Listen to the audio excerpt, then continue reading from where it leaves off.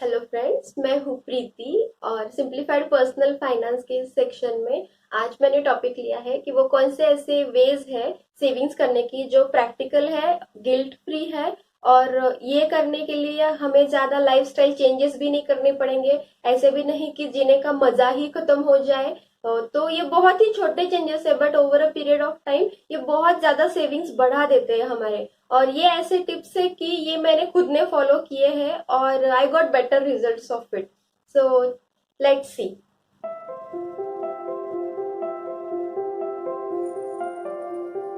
First point है shopping rules. Shopping rules में ऐसा है कि जब भी आप हंग्री हो या फिर अपसेट हो, मूड खराब हो, तो शॉपिंग मत कीजिए।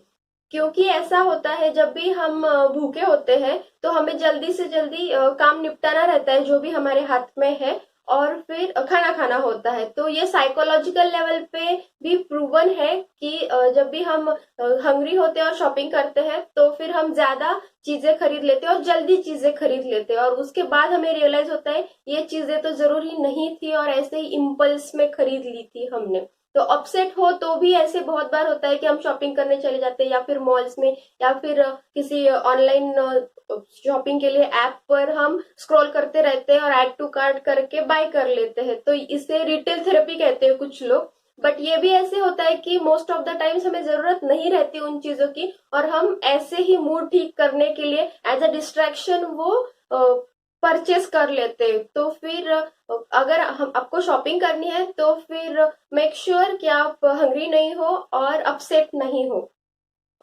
शॉपिंग का एक ये भी है कि जब भी शॉपिंग करनी है, फॉर एग्जांपल ग्रोसरी शॉपिंग भी करनी है, तो एक लिस्ट बना लीजिए क्योंकि उससे एक डायरेक्शन रहती है कि इतना ही खरीदना है और इतना ही जरूरी है हमारे लिए। तो लिस्ट से एक क्लैरिटी भी आ जाती है और मनी भी ऑटोमेटिकली सेव होता है। और शॉपिंग के लिए ऐसा भी एक है कि मेक 5 नीड रूल। ये हर एक पे नहीं लागू होता बट ये मोस्ट ऑफ द चीजों पे लागू होता है कि किसी चीज की आपको अगर जरूरत है तो मेक श्योर कि एटलीस्ट 5 टाइम्स आपको वो ऐसे लगा कि ये चीज मुझे चाहिए थी, ये मेरी नीड है ऐसे। तो फॉर एग्जाम्पल हम टोस्टर ले लेते हैं, वो जो पॉपअप वाला टोस्टर होता है वो। तो अगर आपको ऐसे लगा कि नहीं मुझे टोस्टर वो खरीदना है वो पॉपअप वाला और फिर आपने ऐसे डिसाइड किया ठीक है देखते हैं कि कैसे कितने बार मुझे वो यूज होगा। तो आप देखोगे कि अगर 5 बार आपको लगा विद इन अ मंथ और 2 मंथ कि नहीं यार वो चाहिए था, वो चाहिए था, तो ये आपकी नीड है, ये आपकी वांट नहीं है, तो आप ये ले लीजिए। और अगर एक ही बार लगा पूरे 1 साल में कि नहीं वो टोस्टर चाहिए था, तो ये आपकी वांट है, वो इतनी ज्यादा नेसेसरी नहीं है। तो उस पे पैसा खर्च करके वो पड़ी भी रहेगी, हमारा स्पेस भी ऑक्यूपाई करेगी और मनी भी वेस्ट हो जाएगा जो कि हमने वो यूज नहीं किया। तो it is a good rule to follow.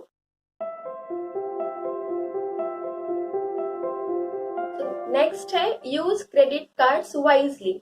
Credit card के बारे में मुझे ऐसा लगता है कि ये दो धारी तलवार है। अगर बहुत डिसिप्लिन से और इंटेलिजेंटली यूज किया जाए तो ये बहुत एक्सेलेंट ऑप्शन है हमारी जो भी मनी ट्रांजेक्शन्स होते हैं उसके लिए। और अगर डिसिप्लिन नहीं है और सिर्फ वो बेनिफिट के लिए ही यूज किया या फिर हमारे लेजर के लिए ही यूज किया विदाउट एनी डिसिप्लिन, तो ये बहुत सारा डेट बना देता है।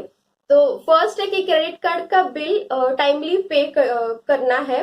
इससे क्या होगा कि जो भी वो इंटरेस्ट लगेगा क्रेडिट कार्ड का बिल ना भरने का या फिर जो भी पेनल्टी लगेगी तो वो लगेगी नहीं और अपने आप बिल सेव हो जाएगा। और क्रेडिट कार्ड का ऐसे होता है कि वो हमारा मनी नहीं है बट हमें वो पर्टिकुलर ड्यूरेशन के लिए यूज करने के लिए दे दिया है। तो अगर आप श्योर है कि नेक्स्ट मंथ जब भी पैसा आएगा या फिर जब भी इनकम आएगी तब वो जो भी आपने खर्चा किया है प्रीवियस मंथ वो आप कर सकते हैं चुकता, तो ही क्रेडिट कार्ड उस खर्चे के लिए यूज कीजिए या अदरवाइज नहीं। और क्रेडिट कार्ड विथ सेविंग्स ऐसे है कि बहुत सारे शॉपिंग के आउटलेट्स रहते हैं या फिर ऑनलाइन वेबसाइट्स या फिर एप्स भी रहते हैं, उस पे इस पर्टिकुलर बैंक का क्रेडिट कार्ड हो तो इतने % कैशबैक मिलता है या फिर रिवॉर्ड पॉइंट मिलते हैं या फिर ऑफ भी मिलता है। तो ये एक अच्छी चीज है सेविंग करने के लिए, बट ऐसा फोकस नहीं करना चाहिए कि सिर्फ रिवॉर्ड पॉइंट लेने के लिए ही मैं इस क्रेडिट कार्ड का यूज करूं। मोस्ट ऑफ द टाइम इस स्ट्रेटेजी के लिए ऐसा एक इश्यू है कि after a certain period of time और आफ्टर अ सर्टन पॉइंट हम इतना ज्यादा खर्चा कर लेते हैं कि हमें डिसिप्लिन नहीं रहता, कि सिर्फ रिवॉर्ड पॉइंट के चलते हमने बहुत सारा बिलिंग जनरेट कर दिया है और फिर अभी सिर्फ मिनिमम अमाउंट ही भरना पड़ेगा, पूरा बिल नहीं पे कर सकते। तो ऐसे नहीं होना चाहिए। और अगर क्रेडिट कार्ड का बिल टाइम पे नहीं किया तो फिर वो हमारे फाइनेंशियल एक्टिविटीज में भी लॉग होता रहता है और उससे हमारा सिबिल स्कोर भी अफेक्ट करता है, वो थोड़ा सा कम हो जाता है, जिससे हमें लोन मिलने की प्रोबेबिलिटी थोड़ी सी कम हो जाती है। तो it's better to use credit card for our own benefit, ना कि वो अगेंस्ट जाए। नेक्स्ट है keep an eye on your loans and their interest rates. हमें ऐसे पता होना चाहिए कि हमारे क्या क्या लोन्स चल रहे हैं। एक हम लिख लेंगे कि क्या क्या लोन्स चल रहे हैं, उनका क्या क्या इंटरेस्ट है फिलहाल। तो अगर कोई पर्सनल लोन चल रहा है, क्रेडिट कार्ड का लोन चल रहा है, तो इसमें इंटरेस्ट रेट बहुत ज्यादा होता है। 12-13% पर्सनल लोन का इंटरेस्ट रेट होता है और ये बहुत ही ज्यादा है। At the end of the year अगर हम कैलकुलेट करें तो ये बहुत ज्यादा है। तो ये लोन हमें जल्दी से जल्दी क्लोज करनी चाहिए, क्योंकि ये बैड लोन्स है। और होम लोन का भी है, बट होम लोन ऐसे मुझे लगता है कि ये गुड लोन है, क्योंकि ये एसेट बिल्ड करता है। होम हमारा एसेट होता है, तो वो एसेट बिल्ड करता है। प्लस टैक्स बेनिफिट भी बहुत ज्यादा रहता है होम लोन में, और इंटरेस्ट रेट भी बहुत कम होता है। तो उसे पे करने की ज्यादा जल्दी नहीं की तो भी चलता है। बट जो भी हायर रेट वाले इंटरेस्ट रेट वाले है लोन्स, तो वो जल्दी अगर पे कर दिए तो हम वो जो इंटरेस्ट का एक्स्ट्रा पैसा दे रहे हैं तो वो बहुत ज्यादा कम हो जाएगा और सेविंग्स ऑटोमेटिकली बढ़ जाएंगी। और होम लोन के बारे में भी ऐसा है कि हमें रेगुलरली चेक करते रहना चाहिए कि हमारा अभी का होम लोन इंटरेस्ट क्या है, और हमारी बैंक अभी जो भी कस्टमर न्यू आ रहे हैं तो उन्हें क्या इंटरेस्ट रेट दे रही है, और अगर इसमें डिफरेंस है तो हमें कम के लिए ऑप्ट करना चाहिए। नेक्स्ट है मेक योर सेविंग्स ऑटोमेटिक। इसमें हम ऐसे कर सकते हैं कि जो भी डेट को इनकम आ रहा है तो वो पर्टिकुलर अमाउंट अगर हमने फिक्स किया कि इस महीने शायद मैंने 2 या 2,500 रुपए सेव करने हैं, तो वो जब भी इनकम आया उसी दिन किसी अलग सेविंग अकाउंट में ट्रांसफर कर दिया, और ऐसे रखा कि उसको अभी टच नहीं करना है। वो सेविंग्स ही होंगे, जितने भी खर्चे चलेंगे इसी अमाउंट से चलेंगे, जो भी वो कट करके अमाउंट आ रही है। तो इससे होगा क्या कि आपको भी एक डिसिप्लिन रहेगा कि नहीं, ये सेविंग्स के पैसे, इसे टच नहीं करना है, और आपको भी नए नए वेज मिल जाएंगे जितने भी पैसे बचे हैं उसमें ही अपने सारे एक्सपेंसेस कवर करने के। और ये ऑटोमेटिक सेविंग्स के बारे में मुझे एक इंस्ट्रूमेंट अच्छा लगा, जो है आईसीआईसीआई का छोटा सेविंग्स इंस्ट्रूमेंट। तो उसमें कैसे है कि अगर मैंने मैकडी में बर्गर खाया और बिल आया 375, तो वो क्या करेगा कि नियरेस्ट 50 की मल्टीप्लीकेशन वाली जो भी अमाउंट रहेगी, जो है 400, तो वो 400 जब भी मैं कार्ड स्वाइप करूंगी तो वो 400 डेबिट कर देगा, 375 मैकडी को दे देगा, और जो भी 25 रुपीज बचेंगे तो वो आरडी में चले जाएंगे। At the point of billing मुझे इतना ज्यादा फर्क नहीं पड़ेगा कि मैंने 375 पे किए या फिर 400 पे किए, वो इतना ज्यादा डिफरेंस नहीं है। बट वो जो भी आरडी में जा रही वो 25 रुपीज की छोटी सी अमाउंट, तो वो बहुत ज्यादा बिल्ड कर देती है आपकी सेविंग्स, और वो ऑटोमेटिकली होती है, इतना पिंच लगता भी नहीं उसका। तो अगर आपके पास है, आपके या आपके पास बैंक के पास है ऐसा कोई इंस्ट्रूमेंट, तो it is a good choice to have. Next है analyse your monthly spending budget and see if you can cut any unnecessary expenses. तो इसमें बजटिंग में हमने देखा कि जो भी हमारे खर्चे रहते हैं मंथली, तो वो हम लॉक करते हैं और फिर देखते हैं कि किस सेक्टर में कितना ज्यादा एक्सपेंसेस हो रहा है।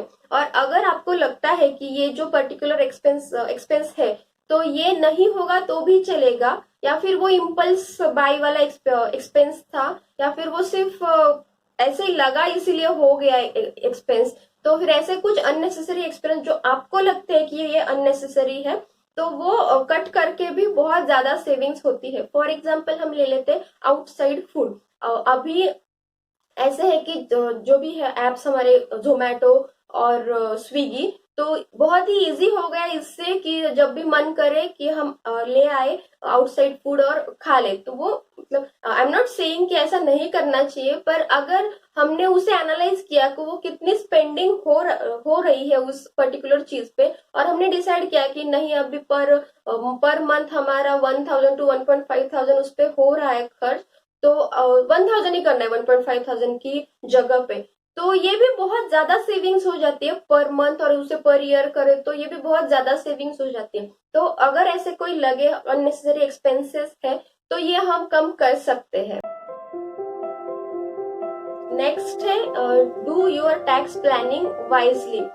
हम बहुत बार ऐसे कर देते हैं कि हमारे जो भी टैक्स भरना रहता है जब भी, या फिर जो भी टैक्स के सेविंग्स दिखाने रहते हैं, तो उसमें बहुत बार ऐसे रहता है कि टेलीफोन रिइम्बर्समेंट होता है, इंटरनेट रिइम्बर्समेंट होता है, हाउस रेंट अलाउंस रहता है। तो ये हम यूटिलाइज नहीं करते। मतलब बिल, टेलीफोन तो हम सारे यूज करते हैं, मतलब फोन तो सारे यूज करते हैं, उसके पैकेजेस भी सारे यूज करते हैं, बट वो दिखाते नहीं हम कि अब जो भी एम्प्लॉयर को है, जो भी वो रिकॉर्ड्स रहते हैं उसके, जो भी हमने बिल पे किया रहता है, तो वो हम दिखाते नहीं। तो फिर उससे क्या होता है कि जो भी वो उतनी अमाउंट रहेगी वो टैक्सेबल में आ जाती है। तो अगर हम ऐसे करें कि ये सारे जो रिकॉर्ड्स होते हैं वो हमारे एम्प्लॉयर को सबमिट करे, तो वो जो भी टैक्सेबल आपका इनकम होगा तो उससे ये अमाउंट माइनस हो जाएगी, और उससे भी बहुत ज्यादा सेविंग्स हो जाएगी उस पर्टिकुलर टैक्स पे।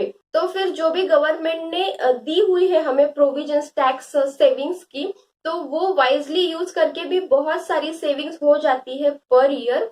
और ऐसा है कि गवर्नमेंट ने वो स्कीम्स इसीलिए दी है और वो प्रोविजंस इसीलिए दिए कि वो भी चाहते हैं कि हम भी उसमें सेव करें। मतलब वो भी चाहते हैं कि सेक्शन 80D में आप हेल्थ इंश्योरेंस ले सकते हो, तो फिर हम आपको टैक्स एक्सेम्पशन देंगे, या फिर एनपीएस में कंट्रीब्यूशन किया तो 1.5 लाख जो भी एटीसी का होता है उसके अबव मिल जाता है हमें वो 50,000 का एक्सेम्पशन एटीसीसीडी के अंदर। तो फिर it is a good thing to have. हमें सिर्फ एक्सप्लोर करना होता है कि क्या क्या है जिससे मैं कर सकता हूँ, जो भी है टैक्स के ब्रैकेट्स, तो उसमें मैं सेव कर सकता हूँ।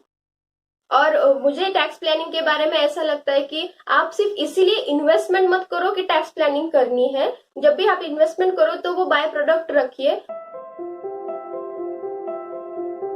आई होप कि आपको कुछ टिप्स मिले होंगे अभी। और फिर मुझे ऐसा लगता है कि बूंद बूंद से सागर बनता है, तो आज की एक छोटी सेविंग्स भी बहुत ज्यादा मायने रखती है, और बहुत ज्यादा वो सेविंग्स बढ़ाती रहती है, और बहुत ज्यादा अमाउंट वो बिल्ड करती रहती है। हमें सिर्फ स्टार्ट करना होता है। और अगर मतलब हमें ऐसे लगे कि नहीं मतलब 2-1 हजार सेव करके मैं क्या कर लूंगा, बट ऐसे है कि अगर हमने सेव किया 2.5 थाउजेंड रुपीज पर मंथ, तो वो 20 साल के बाद हमने एकदम मिनिमल भी रेट पकड़ा 10% का, तो वो भी 18 लाख के आसपास अमाउंट हो जाता है। तो ये छोटी छोटी सेविंग्स भी अगर किसी अच्छे म्यूचुअल फंड में हम रखे, या फिर एफडी में रखे, या फिर किसी लिक्विड फंड में भी रखे, तो ये बहुत ही अमाउंट बिल्ड करती है। तो it is a good thing to have savings, and it is good thing to do savings. So thanks for watching. Please do like, share and subscribe.